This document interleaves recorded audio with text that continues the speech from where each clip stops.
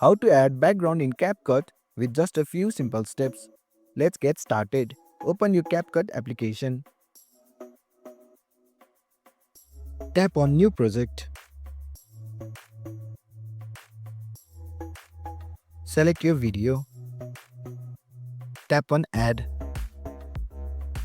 The video is now placed on timeline. If your video has solid background, tap on it, then select Remove Background and let CapCut process it.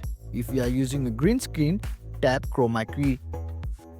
To add a new background, select Background from the down right corner. Tap on it. You can select either color, image, blur or band backgrounds. For now, let's tap on Image. You can choose various image options provided by CapCut. Select your preferred image. After selecting the image, tap on to this logo. Resize and position the background to fit the screen.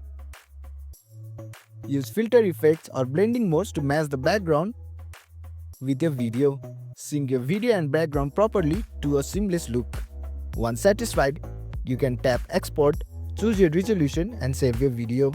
And that's it. Now you know how to add background for professional looking video. Thanks for watching. If you found this helpful, give it a thumbs up and consider subscribing for more tutorials. Drop a comment if you have question or suggestion for future videos.